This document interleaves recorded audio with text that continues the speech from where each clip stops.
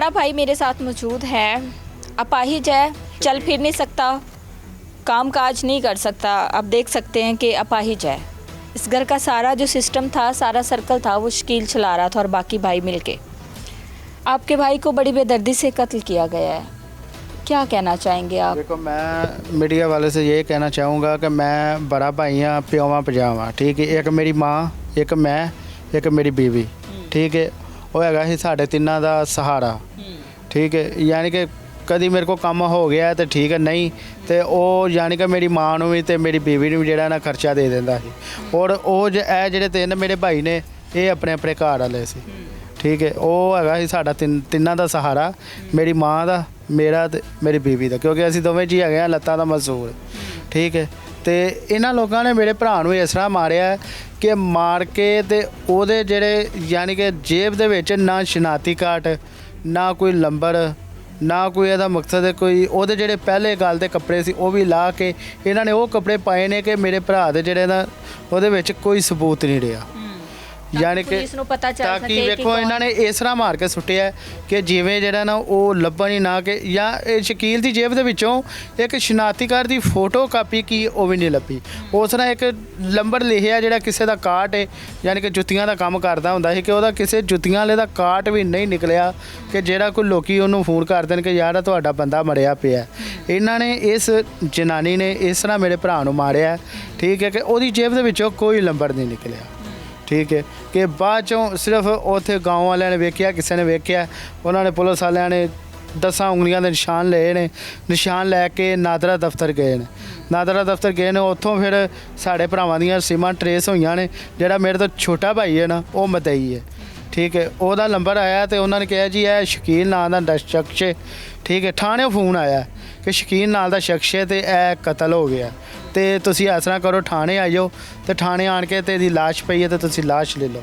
ਜਦੋਂ ਮੇਰੇ ਆ ਭਾਈ ਗਏ ਨੇ, ਨਾਲ ਮੇਰੀ ਮਾਂ ਗਈ ਹੈ, ਨਾਲ ਮੇਰਾ ਉਹ ਭਾਈ ਗਿਆ, ਠੀਕ ਹੈ, ਮਤਈ ਜਿਹੜਾ ਬਣਿਆ ਮੇਰੇ ਤੋਂ ਛੋਟਾ ਭਾਈ ਹੈ। ਜਦੋਂ ਇਹ ਗਏ ਨੇ ਤੇ ਉਹਨਾਂ ਨੇ ਜੀ ਤਸਵੀਰਾਂ ਵਿਖਾਤੀਆਂ ਮੇਰੇ ਭਾਈ ਦੀ ਜਿਹੜੀ ਹੈ ਨਾ, ਸਿਰਫ ਤਸਵੀਰਾਂ ਵਿਖਾਈਆਂ ਤੇ ਉਹਨਾਂ ਨੇ ਲਾਸ਼ ਨਹੀਂ ਵਿਖਾਈ। ਉਹਨਾਂ ਨੇ ਕਿਹਾ ਜੀ ਵੇਖੋ ਅਸੀਂ ਇਹ ਨਾ ਦਫਨਾ ਦਿੱਤਾ।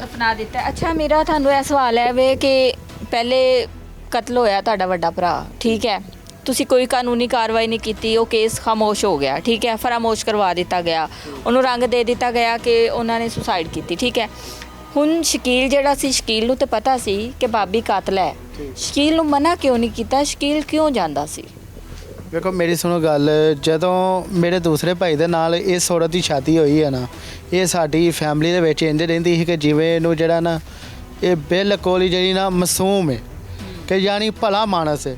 ਤੇ ਜਦੋਂ ਇਹ ਜਨਾਨੀ ਬਦਲਣ ਲੱਗੀ ਹੈ, ਨਾ ਇਹ ਭਰਾ ਦੀ ਬਣੀ ਹੈ, ਨਾ ਇਹ ਮਾਂ ਦੀ ਬਣੀ ਹੈ, ਨਾ ਇਹਦਾ ਮਕਸਦ ਹੈ ਕਿ ਮੇਰੇ ਉਸ ਨਾ ਇਹ ਬੰਦੇ ਦੀ ਬਣੀ ਹੈ, ਠੀਕ ਹੈ। ਜਦੋਂ ਇਸ ਜਨਾਨੀ ਨੂੰ ਪੈਸਿਆਂ ਦੀ ਅਫਸ਼ ਪੈ ਗਈ ਹੈ, ਇਹਦੇ ਸਾਹਮਣੇ ਜਿਹੜਾ ਨਾ ਕੋਈ ਵੀ ਆ ਗਿਆ, ਇਹਨੇ ਕਿਹਾ ਬਸ ਮੈਨੂੰ ਪੈਸਾ ਚਾਹੀਦਾ ਤੇ ਪੈਸਿਆਂ ਦੀ ਖਾਤਰ ਇਹਦਾ ਮਕਸਦ ਹੈ ਕਿ ਇਹਨੇ ਪਤਾ ਨਹੀਂ ਵੱਡੀ ਭੈਣ ਫੌਤ ਹੋ ਗਈ ਹੈ, ਉਹਦਾ ਬੰਦਾ ਵੀ ਘਰ ਰਹਿਣ ਡਿਆ, ਸਿਰਫ ਇਹਨੂੰ ਇਸ ਜਨਾਨੀ ਨੂੰ ਪੈਸਿਆਂ ਦੀ ਅਫਸ਼ ਜਿਹੜੀ ਪੈ ਗਈ ਹੈ, ਉਹ ਪੈਸਿਆਂ ਦੀ ਅਫਸ਼ ਦੇ ਵਿੱਚ ਮੇਰਾ ਭਰਾ ਵੀ ਸ਼ਕੀਲ ਨੂੰ ਵੀ ਜਿਹੜਾ ਉਹ ਹਾਲਾਂਕਿ ਵਿੱਚੋਂ ਮੁੜ ਜਾਂਦਾ ਸੀ। ਮੈਂ ਉਹਨੂੰ ਕਿਹਾ ਯਾਰ ਮੇਰੀ ਸੁਣ ਗੱਲ ਕਿ ਤੂੰ ਮੁੜ ਜਾ, ਉਹ ਵਿੱਚੋਂ ਮੁੜ ਵੀ ਜਾਂਦਾ ਸੀ, ਲੇਕਿਨ ਇਹ ਜਨਾਨੀ ਜਿਹੜੀ ਹੈ ਇਹ ਕਰਹਾਨੇ ਜਾਂਦੀ ਸੀ, ਕਰਹਾਨੇ ਜਾ ਕੇ ਉਹਨੂੰ ਲੱਭ ਕੇ ਲੈ ਆਉਂਦੀ ਸੀ, ਠੀਕ ਹੈ। ਫਿਰ ਸ਼ਕੀਲ ਦਾ ਨੰਬਰ ਬੰਦ ਹੋ ਜਾਂਦਾ ਸੀ ਤੇ ਮੇਰੀ ਮਾਂ ਕਹਿੰਦੀ ਸ਼ਕੀਲ ਦਾ ਨੰਬਰ ਬੰਦ ਹੋ ਗਿਆ, ਕਿਹੜੇ ਕਰਹਾਨੇ 'ਚ ਕਿਹੜੇ 'ਚ ਨਹੀਂ। ਜਿਹੜੇ ਕਰਹਾਨੇ 'ਚ ਕੰਮ ਕਰਦਾ ਉੱਥੋਂ ਫੋਨ ਕਰ ਲੈ ਕੇ ਉਹ ਕਹਿੰਦੇ ਸੀ ਕਿ ਯਾਰ ਸ਼ਕੀਲ ਤੇ ਚਲਾ ਗਿਆ, ਠੀਕ ਹੈ। ਇਹ ਜਨਾਨੀ ਉਹ ਕਿੰਨੀ ਵਾਰੀ ਸਹੀ ਹੋਇਆ, ਮੇਰਾ ਭਰਾ ਕਿੰਨੀ ਵਾਰੀ ਸਹੀ ਹੋਇਆ, ਉਹ ਸਾਡੇ ਕੋਲ ਕਿੰਨੀ ਵਾਰੀ ਰਿਹਾ, ਇਹ ਜਨਾਨੀ ਨੇ ਉਹਨੂੰ ਸਹੀ ਨਹੀਂ ਹੋਣ ਦਿੱਤਾ ਕਿ ਜਾਣ ਕੇ ਖੁਦ ਆਣ ਕੇ ਤੇ ਉਹਨੂੰ ਲੈ ਜਾਂਦੀ ਰਹੀ। ਮਰੀਆ ਨਵਾਜ਼ ਸਾਹਿਬ ਸੇ ਮੇਰੀ ਇਹ ਅਪੀਲ ਹੈ ਕਿ ਮੈਨੂੰ ਜਿਹੜਾ ਨਾ ਮੈਂ ਸ਼ਕੀਲ ਦਾ ਭਰਾ ਭਾਈ ਹੂੰ ਤੇ ਦੋਵਾਂ ਲੱਤਾਂ ਤੋਂ ਮਜ਼ਦੂਰ ਹਾਂ, ਠੀਕ ਹੈ। ਤੇ ਜੋ ਮੇਰੀ ਮਾਂ ਨੇ ਜਮ੍ਹਾਂ ਪੂੰਜੀ ਕੀਤੀ ਸੀ ਇਕੱਠੀ ਕਿ ਚਲੋ ਮੈਂ ਉਮਰਾ ਕਰ ਆਵਾਂਗੀ ਤੇ ਉਹਨੇ ਲਾਤੀ ਹੈ। ਲੇਕਿਨ ਹੁਣ ਮੇਰੀ ਮਰੀਆ ਨਵਾਜ਼ ਸੇ ਇਹ ਅਪੀਲ ਹੈ ਕਿ ਮੈਨੂੰ ਸਖਤ ਇਨਸਾਫ ਮਿਲਣਾ ਚਾਹੀਏ ਤੇ ਇਹ ਜਿਹੜੇ ਕਾਤਲਾਂ ਨਾਲ ਨਾਦਿਆ ਇਹ ਜਿਹੜੀ ਬਾਹਰ ਲੱਗੀ ਫਿਰਦੀ ਹੈ ਕਿ ਇਹਨੂੰ सख्त सज़ा भी दी जाए। लवाहिकीन मेरे साथ मौजूद थे।